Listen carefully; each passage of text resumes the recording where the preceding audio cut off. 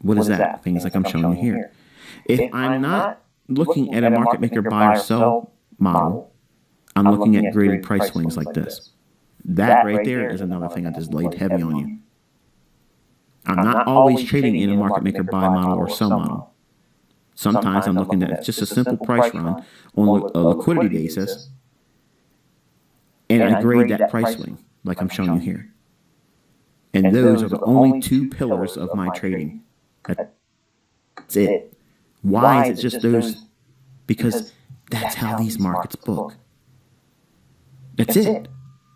And if it doesn't make sense or I can't see it, if I can't connect with it and see, okay, this is what I'm supposed to be doing right now, I'm not doing anything.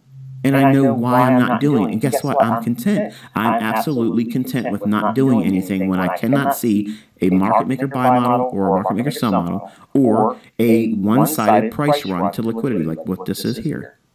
Hey guys, hopefully you guys enjoyed that little bit of ICT that I played right before this. So as you guys can see, ICT uses mainly the market maker buy and sell models and the graded price swings.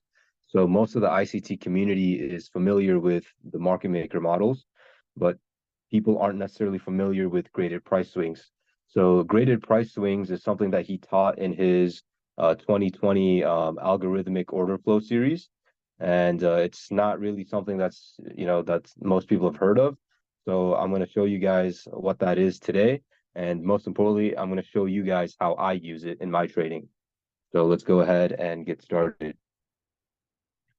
All right, so by way of introduction, a graded price swing is a measurement from a swing high or low to our anticipated target. And this means that in order for us to be successful with graded price swings, we need to first be proficient with our anticipation or directional bias.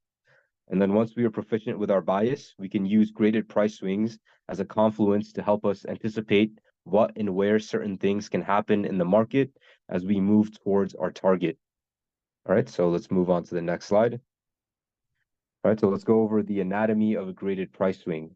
So in each price swing, we expect a potential degree of reaccumulation. And once we trade at 50%, we expect a stop hunt or offset accumulation. And the 50% level is also the area where measuring gaps or breakaway gaps tend to form. And we'll take a look at this in the next slide. But anyways, finally, the last quarter, the 75%, is where we anticipate speed towards our objective. And if we don't get immediate speed to the target after 75%, then we can see stop hunts and we can engage with price on the stop hunts. All right, and that is assuming if that low or that area that we have as our target is indeed the target. All right, so let's move on. All right, so here's a picture of the NASDAQ on the weekly, and then you can see right here. Let me move this. So if we were to grade the price swing from here all the way to here, this is that 25%, here's that 50, here's that 75. And then we talked about how breakaway gaps or measuring gaps tend to form around that 50% level. And then right here, you can see that we have this tiny little imbalance right here that we leave open. And then that's because, we're trading around that 50%. So another way that you could potentially use a measuring gap. So let's say that, you didn't necessarily know where we were going to go, but you see these imbalances that get left open. So if you see that, then you can potentially, use that understanding and, work backwards and use that deductive reasoning to assume that maybe we're at that 50% area of a potential graded price swing. So that's one way that you can use it as well. But the main idea here is that we see that these measuring gaps or these imbalances that get left open, tend to form around that 50% level of a graded price swing. Now, this imbalance could get filled at a later time. So let's say that price reverses and then comes back down. It could get filled then. But, for this price leg from here all the way up to here, that's an area that you can anticipate for them to leave open because it's around that 50% level. And that's where these measuring gaps or breakaway gaps usually tend to form. All right, so just a little bit of an insight into the graded price swings and around that 50 level. And I will say this before we move forward, is that, this 50 level is going to be pretty important for graded price swings. And then, we'll go over that in a bit more detail in the next couple of slides, or at least for me, a lot of my trades and stuff, I use that 50 level there for more information. So that's what I'm going to show you in the upcoming slides. So let's move on. All right, so here's a crude depiction of a graded price swing. So before we even look at any of this, we need to understand all of this that I have drawn in. So let me get rid of those and then let's explain that. So what I'm trying to go at here is that the higher time frame is bearish. And actually, before we even get into that, let's understand a few things, right? So first of all, stops to inefficiencies. Stops to inefficiencies. Hopefully I spelled that correct. All right, so that's that. And then the next thing that we want to keep in mind is order flow. So if you were to ask me what two things are, the most influential in me determining a higher time frame bias, it's going to be these two things right here. So when I drew this a little depiction right here, what I was going at is that we're in a bearish market. So order flow is bearish. And then when order flow is bearish, we anticipate for the sell stops to get ran. And then after those sell stops are ran, we want to see price come back up within the range, mainly for the inefficiencies. And then we want to see price, rebalance those inefficiencies and then come lower. So that's what's happening here. So right here, we've taken out sell stops. We've rebalanced that old inefficiency right there. We've taken out sell stops right here. And then we've come back up. We've rebalanced this inefficiency. So at this point right here, let's draw this in. So price is going higher. We've just taken out that sell side liquidity on this higher time frame. And then these little gyrations in price that I'm drawing in are the lower time frames. So we know that from here, price should want to come back up into here. So price goes higher, higher towards that inefficiency. And then right here, we have this swing high formation that gets put in after rebalancing this inefficiency. So what we can do from this point is we can draw that graded price swing from here. Let's make that a different color. So we can draw it from here down to here. Now, why do we do it from there? So the first reason, we're expecting this swing high to hold because we're in line with order flow and we've just rebalanced an old inefficiency. And then next, we know that price is going from stops to inefficiencies. So we've just entered an inefficiency and we know that the order flow is bearish. So we should want to deliver back down to the sell stops below here. So that's a very high probability anticipation. So we can anticipate for price to want to come back down into here. So we can draw that graded price swing from here down to here. And then within that graded price swing, we get this 25 level, this 50 level, this 75, and then finally that low that we're targeting. So price is going to come down to here. Maybe it gives us some type of accumulation within this level, and then price comes lower. And then around this 50, so some other things that we can anticipate around this 50 is some measure of consolidation. So consolidation happens around 50, and also consolidations and stop hunts. So stop hunts.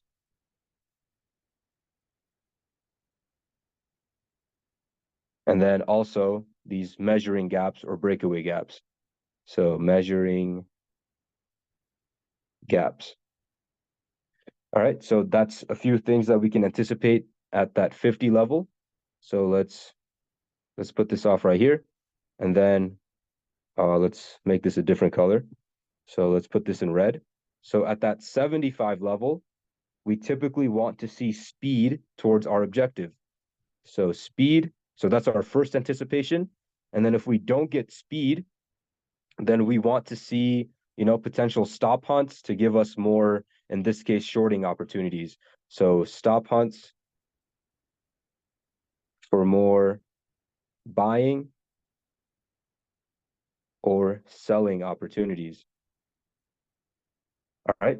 So right here, I drew in that, we come lower from there, and then we see some measure of consolidation around here, and then we do a stop hunt.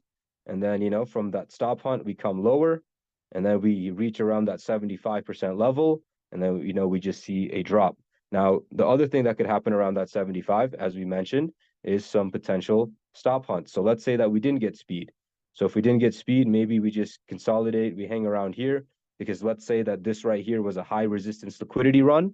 So if we're about to do a high resistance liquidity run towards our anticipated target, then price will typically stall around this level because it's encountering all these orders that it's knocking into the marketplace as it's coming towards this level.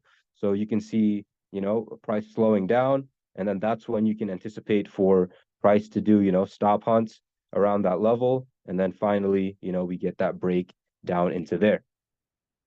All right. So, and one more thing before we go to the next slide. So you can also just see consolidation, and then, it can run. So not rum, but run.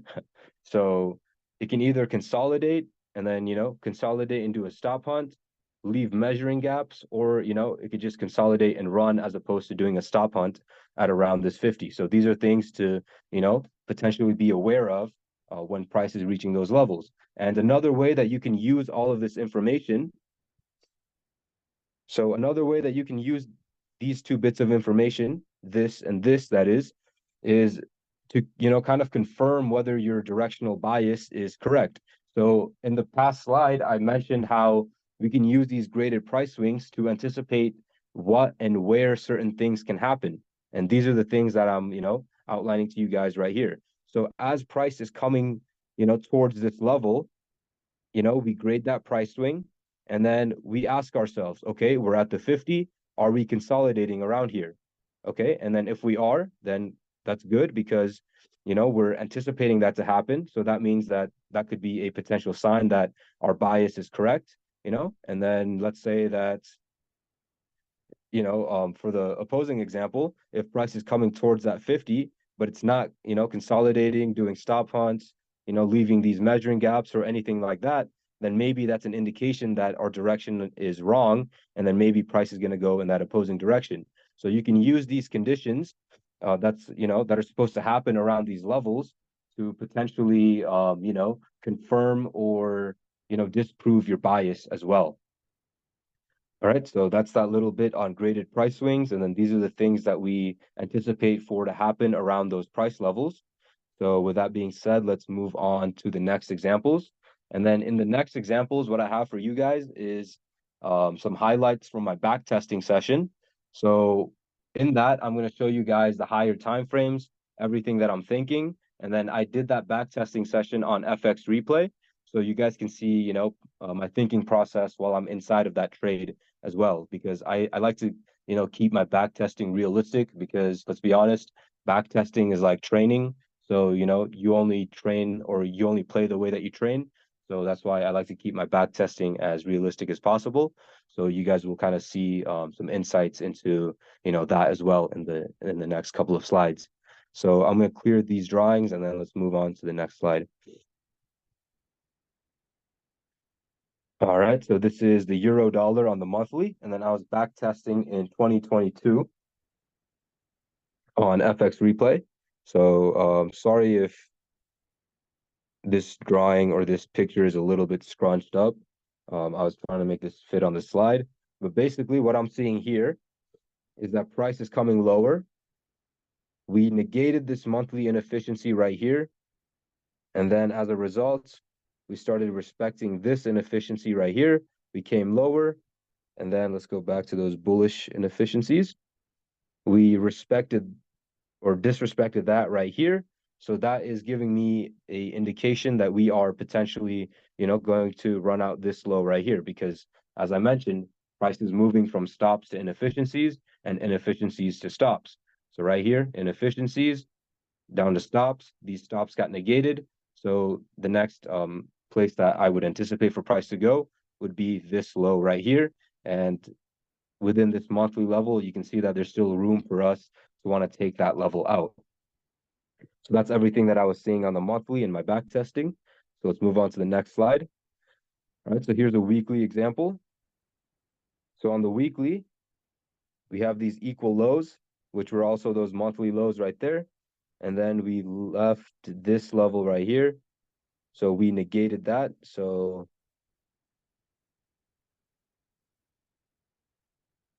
So that's been negated. And then we revisited this old volume imbalance right here. Also tapped into this order flow candle. So let me order flow candle. So I'm not necessarily labeling that, well, I guess you could call it an order block as well, but I was looking more so at the fact that institutional order flow is bearish. So these these up close candles should support price. So that's why I'm calling it an order flow candle. Price goes up into there. Also, that lines up with this old volume imbalance, and then price is coming lower. And then we should want to take out this low, or at least go towards that low with relative ease. All right, so that's what I'm seeing on that higher time frame. So both those time frames are pointing bearish. Now let's move on to the daily. All right, so on the daily, what we can see is that order flow is still bearish. You can see that these up close candles are supporting price. Price is coming lower. And then we've just, I believe, we barely tapped into that inefficiency right there. And then now we're coming lower. And as we saw on the weekly and the monthly timeframes, we should be wanting to run out that low. And the daily is also showing bearish order flow. So we should want to see, price go down to those weekly and monthly levels with relative ease. All right, so let's move on to the next example. All right, so right here, this isn't necessarily me downloading the picture. This is me taking a screenshot. That way you guys can see this, and the fact that I'm actually within this trade in my back test. So here's what I'm seeing. So every day, just to make my back testing more realistic, I trade New York session and I start trading at around 8. So I'm not looking at anything before 8 because I want that potential New York Judas swing to have already played out, and then I want to get in on trades after that. So what I can see is that we're within this 15-minute inefficiency right here, and this is my first time doing a video like this, so I kind of forgot to include that 15-minute picture here. But just understand that this lightly shaded gray box is that inefficiency right here. And then what do we see here as we go into that inefficiency? Well, we know that, first of all, let's make this a different color. So from the higher time frames, we know that order flow is bearish, right? Order flow is bearish. And then we also know that we've just tapped into a bearish fair value gap. So bearish fair value gap. And then we also know that, our drawn liquidity is lower in price. So price is accumulating here. It's going higher. It's going higher. And then, my entry model shows up. You guys can try to find it, but I doubt you guys will be able to. But basically, my entry model, the entry model that we teach at Ipda X is within here. And no, it's not at the levels that you guys are looking at. So that's my catalyst to enter the trade. And then, we're coming lower. And then we get one more step into that the area where I enter, and then price comes lower again. And then that's where we're at right now. So that's the framework behind this trade. And so, yeah, basically order flow is bearish. We've just hit a fair value gap and then this is how we respond from that fair value gap. And then, this is our target right down here. All right, so let's move on to the next slide. All right, and then here is a little bit of the literature behind what's happening. So as you guys can see, we're pretty close to this objective right here. And then now I'm showing you guys how I'm managing the trade. So I took a partial right here because we're at a 1-to-1 and we've just hit this 50% level of this graded price swing. So I want to take something off right there. And also the fact that we've already revisited my entry point right here. So I don't want to see price come back up into that entry point over there. Because typically with my entry model and my experience using it, I know that if price comes back up into that level again, then that means that,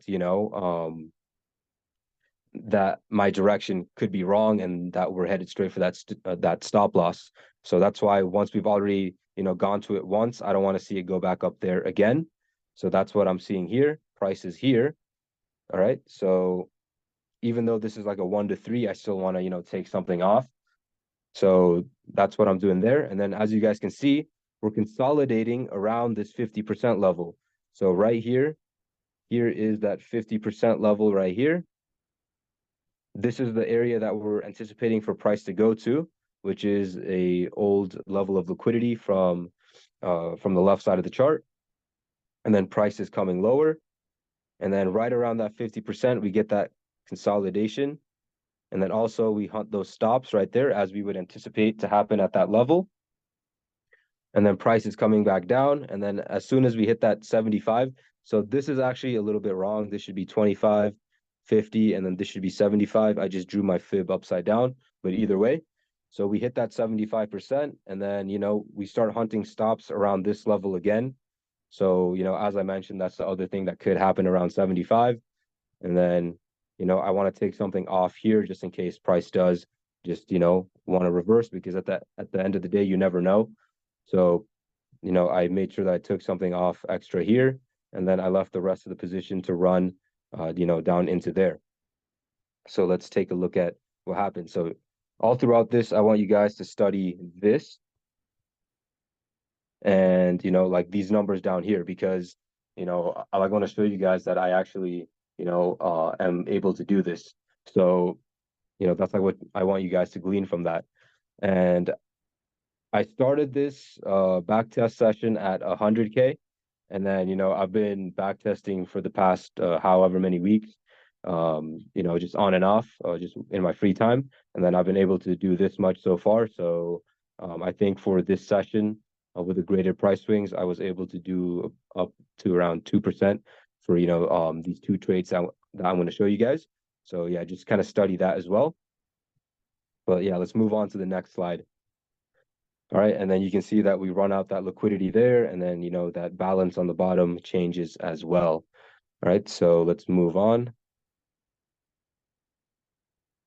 All right, and then here's that close-up of the literature that I put on just in case you couldn't see it from the screen. So I have that up for you guys as well. So as you guys can see, around that 75%, we should see speed, but if not, then we can be sellers if price is hunting stops. And then it does that, but we don't get into a second position there. All right, so let's move on. All right, so this is for the second trade. So now that we've understood the graded price swings a little bit more, let's zoom out and go back to that higher time frame, and then get a good understanding of why we can trust our bias. So right here, let's move this up.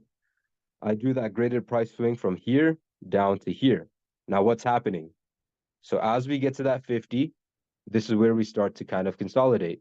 Now, we don't necessarily leave measuring gaps because, we go to fill them, but that's okay, because right now we're still consolidating and we've, swept that liquidity, and then we don't close above that liquidity. So notice how we just sweep it, we wick it, and then, typically when we wick liquidity and then, do a immediate rebalance, that's a sign of a opposing stop run, which is something that we want to see. So we just wick that liquidity and then immediately rebalance the range. So that means that maybe this opposing liquidity is on the table, and then that's exactly what we see. Notice this volume imbalance, that's going to act as resistance right here, and the price comes lower. And then also, here's the key thing, and I'm going to discuss this in the next slide. We are at that 75% level for this graded price swing. And also notice this right here. So that's a swing high. There's liquidity there. So we hit that 75% level, and then we don't necessarily get that immediate speed, but we do get that stop hunt right here.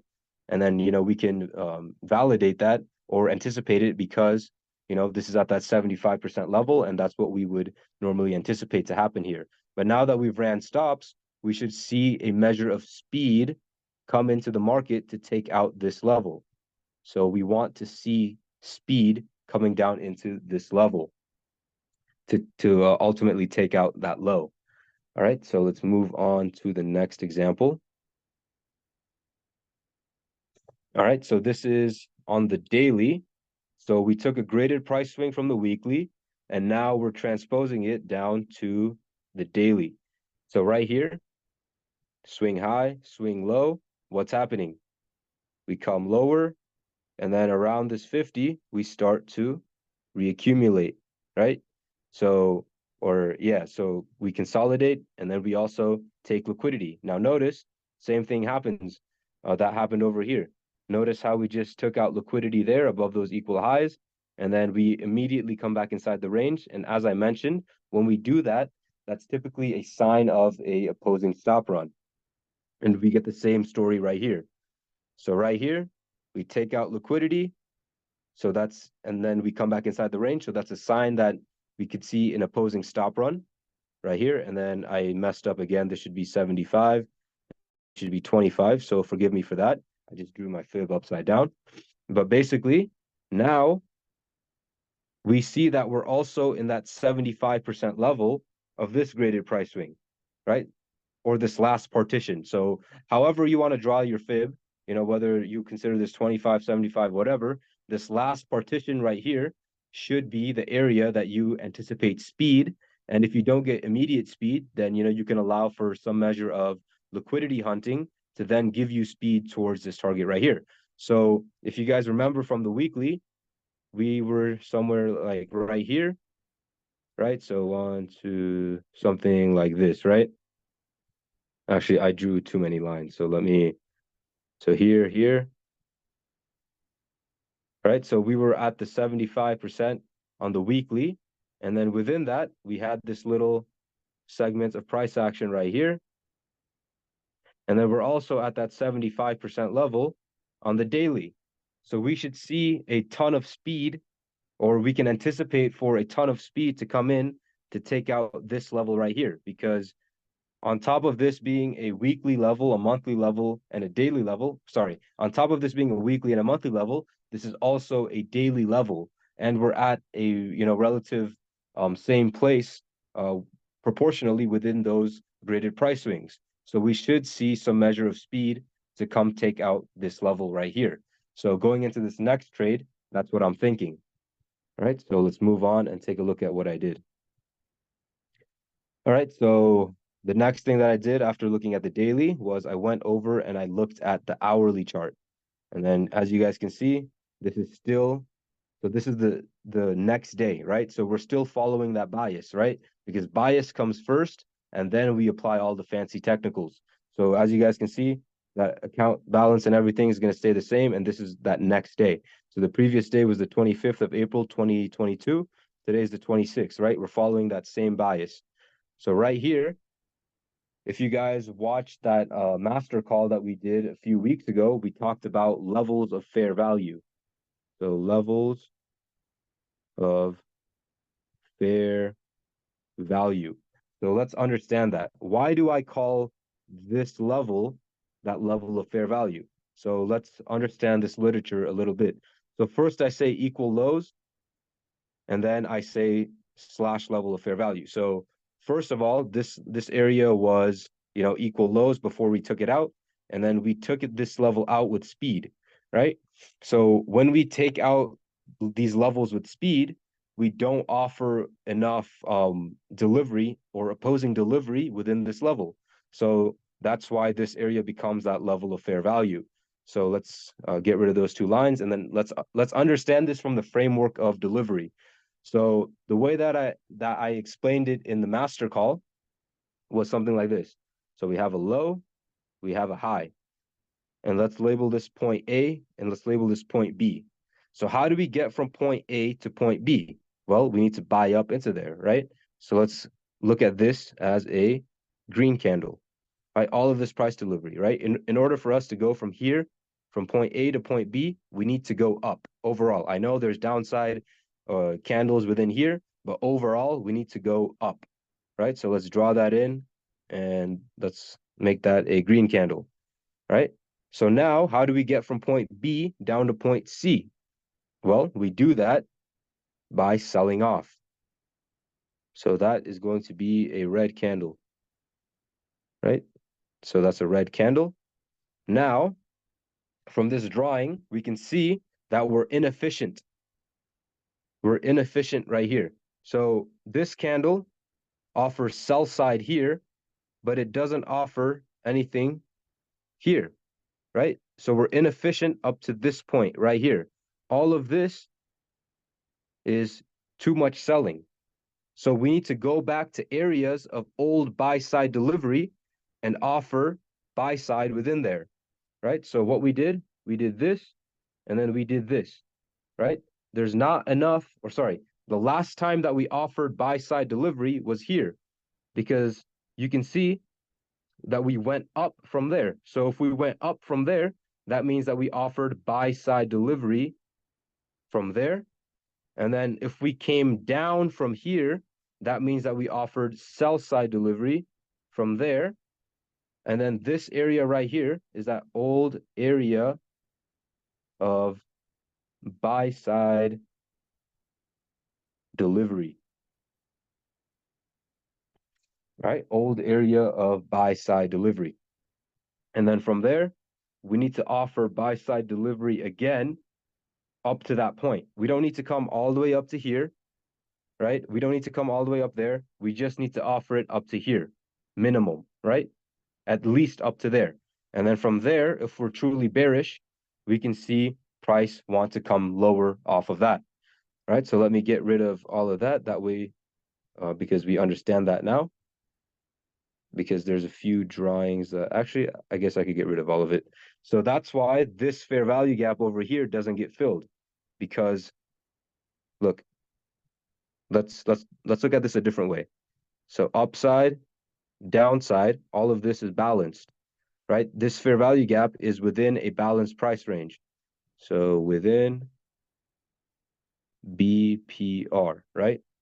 And this fair value gap isn't. So that's why we need to come back up into there and offer it at least down to these lows right here, or up to those lows right there, because those lows were the old area of buy side delivery. And then you can see that perfection right there to the pip. It hits it, and then we reverse. So we know that price is, wanting to deliver down towards our targets.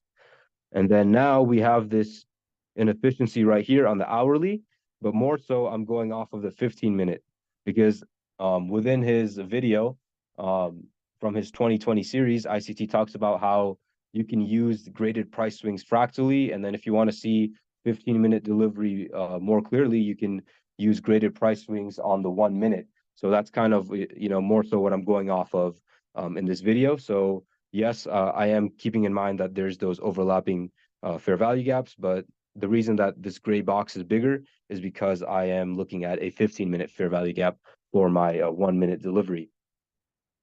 All right, so let's move on. Let's take a look at the next slide. All right, so this is that 15-minute level, and then you can see why I highlighted that level right there, and then we just hit that fair value gap. Let's move on. And then right here, so you can see I took my entry right within here, and then as I mentioned, you probably can't see the entry model here, not because I didn't take it on this time frame, but because you haven't trained your eye for it. And no, I'm not entering at this fair value gap. I don't trade fair value gaps and stuff like that blindly. So with that being said, I'm grading this price swing from here to here, but we're not just grading price swings. I'm also showing you guys a bit of insight into my trading. And for my trades, I like to target at least 2R. So that's why I didn't want to just have my stops or my target right here, because I understand that the draw is below. So we should see at least, my required 1 to 2 in order for me to get into this trade to at least, play out. So that's my thinking process as I'm going into this trade. All right. So let's get rid of that. And then I enter, and then you can see that this graded price swing, which is, one part of this trade is, taken out. So that's one part of my trade. And then the other part of this trade is this 2R that I'm aiming for. So right here, we take out that 2R, or we go towards that 2R, and then you can see just how price delivers within this graded price swing. It first takes this level out, and then it retraces. It doesn't take me out, but it does come back lower. So as you guys can see here, I put in some of the literature behind my thinking process. So I went break even right here because we've already, played around within my entry once, and I don't want to see it go up there again. So, and then we come back lower, and then we see speed towards this level right here. And then ultimately I do end up winning that trade. But the main idea here, or the two main ideas, yes, the trade, okay, but this graded price swing right here is, what we're really here to focus on. All right. And then I'm just showing you how you can use those to, facilitate potential trades. All right. So let's move on. So you can see that that trade does hit TP. And then I believe I have one more slide, correct? No. So let's talk about that afterwards. So right here, I didn't put in the fact that around 50, we're consolidating, we're hunting stops, and then we start coming lower. So one thing before we do anything else, let's forget about all of these candles, right? Forget that these candles exist. Notice how this right here, it leaves a measuring gap around the 50, right? And then it takes it out, and then only then it comes back up and then fills it, right? So I talked about how those measuring gaps can get filled at a later time, but for this price leg, it wasn't that important, right? So from this leg, from there to there, price didn't want to rebalance it before, hitting that target. And then this kind of also would confirm to us that this level that we have as our target or our drawn liquidity is valid, because we leave these measuring gaps. We behave exactly as we would anticipate around that 50% level, and then we deliver into there. And then, as an added bonus, I do get my little bit of the trade as well. All right, so that's the two trade examples that I wanted to show you guys on how I use graded price swings. I understand if they look a little bit, like hindsight and cherry picked and stuff, but that's actually pretty good because, I wanted to pick the best examples for you guys to actually learn from. And those two, especially the first one, were really good examples of graded price swings, and, the trades. So that's why I wanted to show you guys that for learning purposes. Now, I have one more thing that I want to show you guys on this topic before I go. So let's go on and take a look at that. All right, so right here, this was that 50% level of that previous graded price swing. And then now we can add a graded price swing within a graded price swing. So this is something that I don't necessarily do, but if you do want to be super precise, on lower time frames, I guess this is a little tool for you guys that do want to, engage in that.